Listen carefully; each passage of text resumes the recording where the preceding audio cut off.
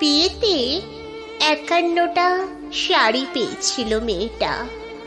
অষ্টমঙ্গলায় ফিরে এসে আরো ৬টা। এত শাড়ি একসঙ্গে সে জীবনে দেখেনি। আলমারির প্রথম থাকে রাখলো নীল শাড়িদের।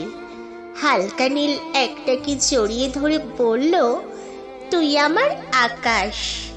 তৃতীয় থাকে রাখলো গোলাপিদের। একটা গোলাপিকে জড়িয়ে ধরে বলল, তোর নাম অভিমান।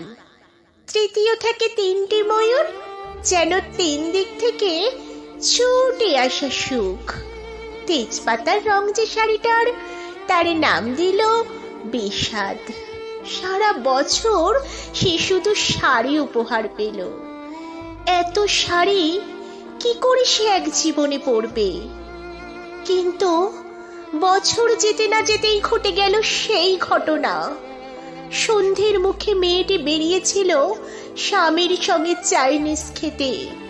কাপড়ে মুখ বাঁধা ৩টে ছেলে এসে দাঁড়ালো। স্বামীর তলপেটে ঢুকে গেল ১২ ইঞ্চি ওপর থেকে নিচে, নিচের থেকে নেমে এসে যাকে এক কথায় বলে এল। পড়ে রইল খাবার। চিলি ফ্রিজ থেকে তখনও ধোঁয়া উঠছে। এর নাম রাজনীতি বলেছিল পাড়ার লোকেরা। বিয়েতে ৫১টা শাড়ি পেয়েছিল মেয়েটা। অষ্টমঙ্গলায় ফিরে এসে আরো ৬টা। একদিন দুপুরে শাশুড়ি ঘুমিয়ে সমস্ত শাড়ি বের করে ৬তলার বারান্দা থেকে উড়িয়ে দিল নিচের পৃথিবীতে। শাশুড়ি পরিয়ে দিয়েছিল তাকে সাদা থান। ১৯ বছরের একটা মেয়ে, সে একা। কিন্তু সেই থানও এক ঝটকায় খুলে দিল একজন পাড়ার মোড়ে সদ্য নগ্ন বিধবা মেয়ে দৌড়াচ্ছে আর চিৎকার করছে, বাঁচাও বাঁচাও বাঁচাও। পিছনে ৩ জন শিখি উল্লাস। নির্বাক পাড়ার লোকেরা।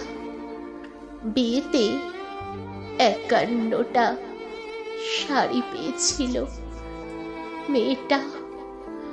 অষ্টমঙ্গলায় ফিরে এসে আরো ৬টা। বিয়েতে ৫১টা শাড়ি পেয়েছিল মেয়েটা।